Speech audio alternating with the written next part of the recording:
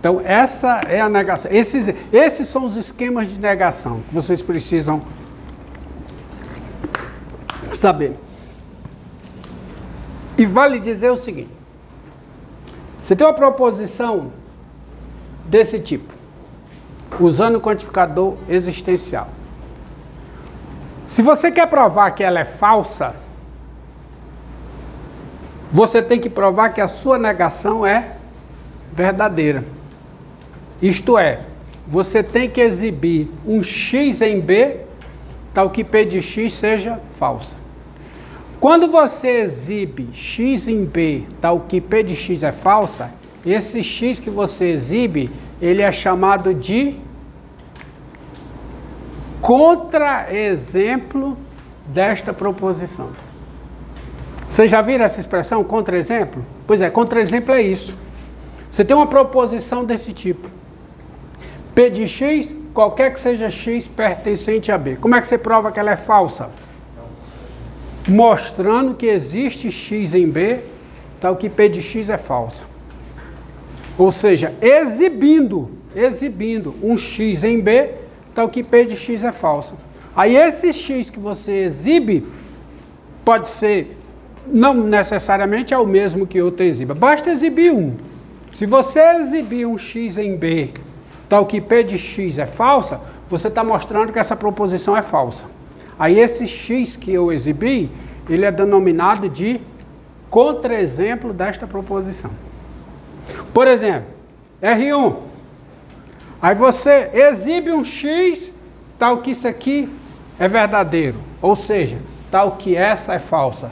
Esse x que você exibe é um contra-exemplo desta proposição. Implicação. Você tem essa implicação aqui. Aí digamos que você consegue exibir um x em B, tal que isso é verdade. Ou seja, tal que isso é falso. Aí esse x, como é que ele é chamado? Contra-exemplo da minha implicação R3. A implicação que envolve o universal. Se você exibe um tal que se você exibe um x tal que essa de cima, né, que usa o quantificador universal é falsa, você está dando um contra-exemplo. Então eu já estou levando vocês para que vocês entendam os esquemas de demonstração. Se você quer mostrar que uma implicação dessa é falsa, tá? Que essa proposição é falsa, você tem que exibir um x tal que essa daqui seja verdadeira. Aí esse x é chamado de contra-exemplo. É mais difícil negar uma coisa do que provar. Provar tem que ser para todos os casos. Negar... Não necessariamente. Não necessariamente. O fato de você, às vezes você não consegue nem demonstrar e nem exibir um contra-exemplo. Aí você tem o quê?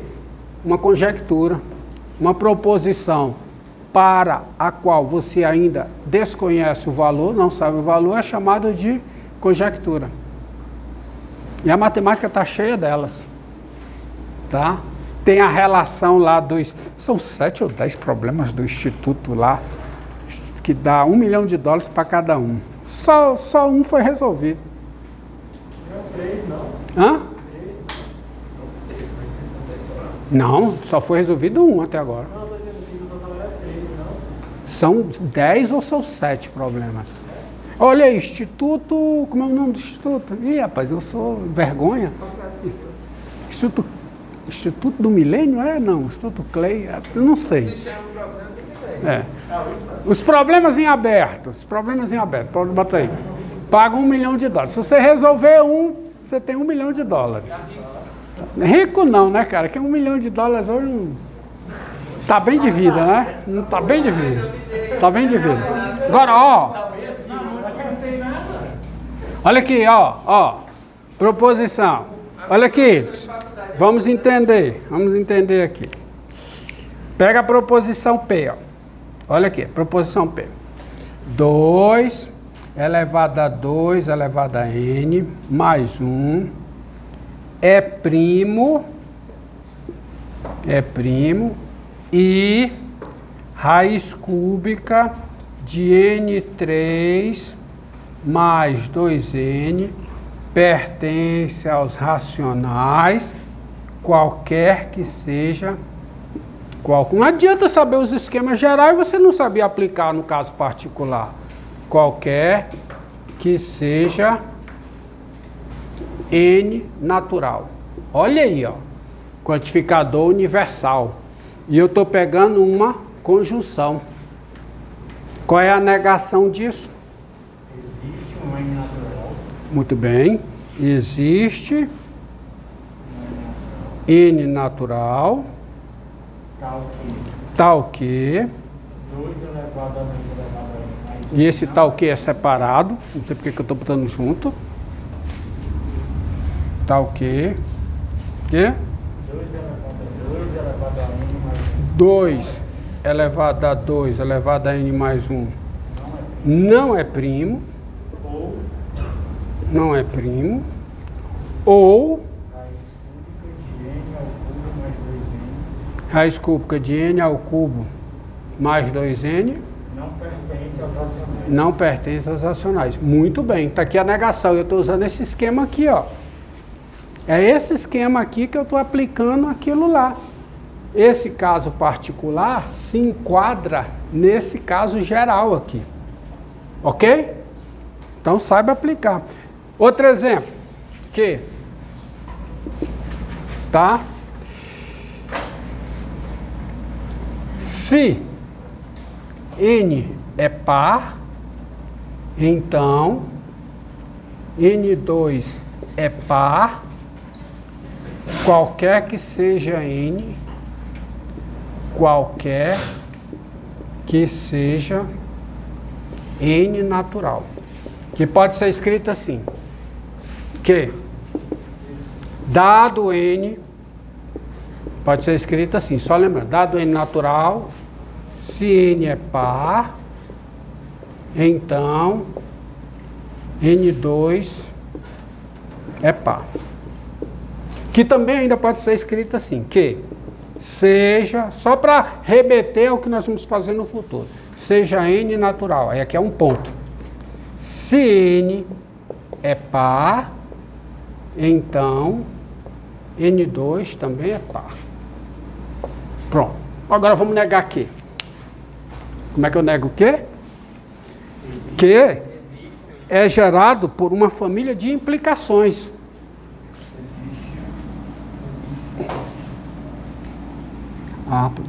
Saber negar é importantíssimo. Como é que eu nego? Existe um N natural, se n é par, então n ao quadrado. Não. Você vai negar nesse esquema aqui. Não esqueça os esquemas.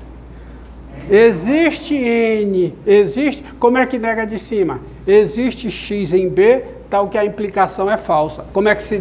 Qual é a negação? Negar não é provar que é falso. Primeiro você tem que entender isso. Qual é a negação dessa implicação? É essa proposição. Então, vamos lá. Vamos? Existe N natural, tal que o quê? Não. N é par. N é par. E n ao quadrado não é par. N ao quadrado é ímpar, porque se não é par é ímpar. Tem que ser direto. Ó, qual é a negação de P de X? Implica que de X qualquer que seja X em B. Existe X em B, tá o quê? P de X e não Q de X. Não adianta você saber esse esquema, pensar no caso geral e não saber aplicar no caso particular. Que conhecimento é esse? Tem que saber aplicar no caso particular. É para isso que eu crio os esquemas gerais. Então, qual é a negação de aqui? Qual é? Existe N natural, tal que N é par e N2 não é par. Isto é, N2 é ímpar. Concordam comigo? Você tem que saber a negação. Qual é a negação de P implica que? Qual é a negação de P implica que? Qual é? P P e não Q. Essa é a negação. Tá? É P e não Q. É P e não Q.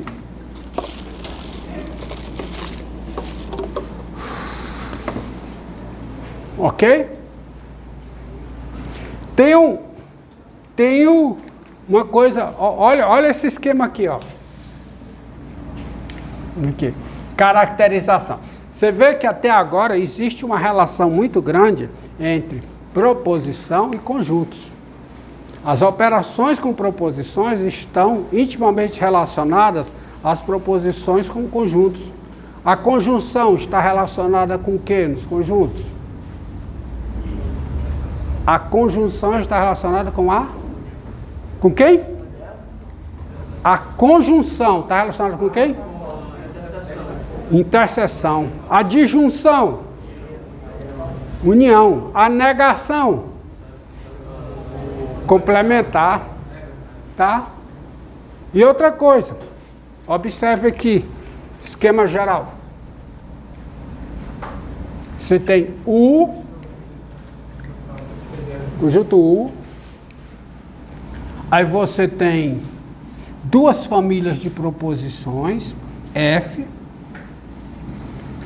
uma família P de X com X variando em U, ou seja, uma família de proposições indexadas pelo universo, isto é, a cada X de U você tem a proposição P de X, você tem aqui outra família G, outra família de proposições indexadas também pelo conjunto universo U, tá? E você tem dois conjuntos determinados por essa família.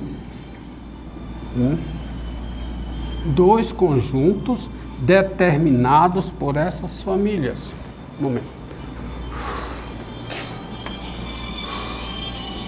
Dois conjuntos determinados por essa família. Qual é o conjunto determinado pela família F? Qual é?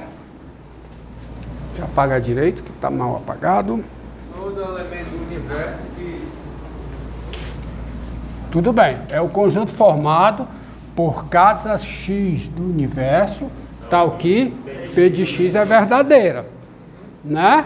Então você tem um conjunto A determinado pela família F, que é o conjunto formado por cada X do universo, tal que P de X é verdadeira. Que você indica assim, está implícito o que eu falei.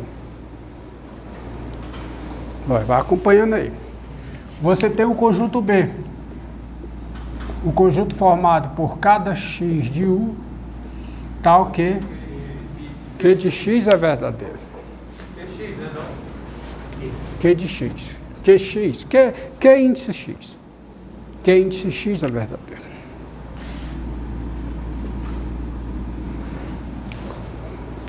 Então você tem o A aqui. E você tem o B.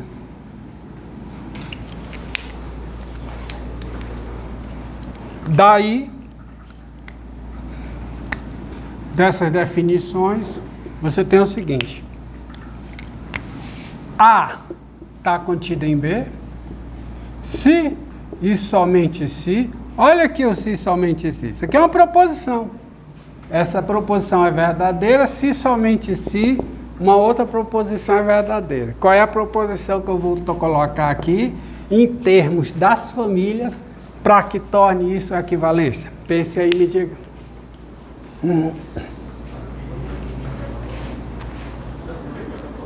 Uma relação que existe entre a inclusão e um tipo de operação com famílias de proposições. Para cada elemento da interseção de P de X? P de X? Não, P de X não é conjunto, meu filho. P de X é proposição. X pertencente ao universo, tal que vai... Não, eu quero que você escreva em termos de proposição. E o PX... ele P de X não, P de X e Q de X tem a ver com a interseção. Não tente adivinhar não, pense. Vamos lá. Se A está contida em B, é a hipótese aqui. Vamos lá, vamos pensar aqui. A está contida em B. Vamos usar isso como hipótese. A minha hipótese é que A está contida em B. Ora, se P de X é verdadeira, onde é que está o X? Está em A. Mas quando A está contida em B,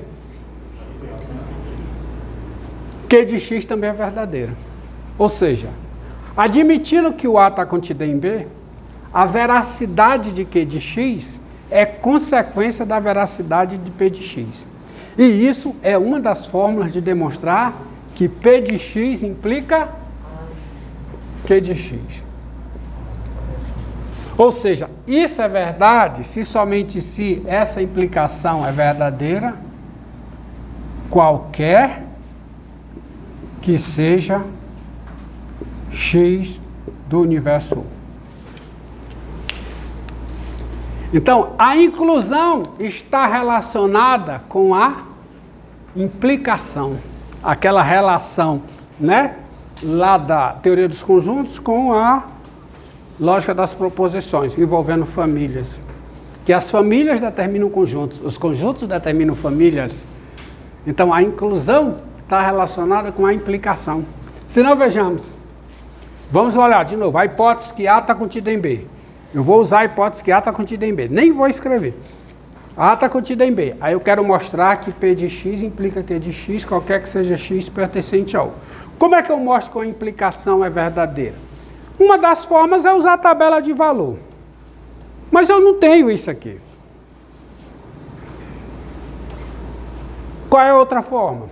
Mostra-se que a veracidade de Q de X é consequência da veracidade da P de X. Se isso ocorre, eu não poderei ter P de X verdadeira, enquanto Q de X é falsa. Então, P de X implica que Q de X será verdadeira. Vamos lá. Essa é a hipótese. A está contida em B. É a hipótese primeira. Então, vamos lá. Se P de X é verdadeira, então o X pertence a A. Como A está contida em B, o X pertence a B. Mas se o X pertence a B, Q de X é verdadeira. Moral da história. A veracidade de Q de X é consequência da veracidade de P de X. Portanto, P de X implica Q de X e é para qualquer X pertencente a U. E a recíproca. Ou seja, suponha que P de X implica Q de X, qualquer que seja X pertencente a U. Quero mostrar com isso que o A está contido em B. Então vamos lá. Se X está em A, P de X é verdadeiro. Mas como P de X implica Q de X, sendo P de X verdadeira, Q de X também é verdadeiro. E se Q de X é verdadeiro, X está no B. Então, todo elemento de A é elemento de B, A está contido em B. Ou seja, está estabelecida realmente a relação. Isso é um exercício, eu quero que vocês escrevam essa demonstraçãozinha para treinar. Está lá, é um exercício. Então, você tem a relação, todas as relações. A equivalência. Se você tiver equivalência, corresponde a quê? A igualdade dos conjuntos. Nesse esquema que eu apresentei aqui para vocês. A equivalência e a igualdade. Outra coisa que eu vou falar, aí é mais uma observação, tá? Seguinte.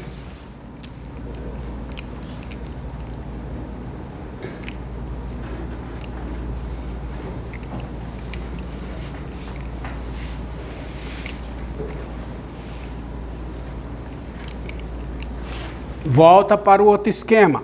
Com licença aqui. Quanto tempo aí, garoto? Dá uma parada. Espera aí.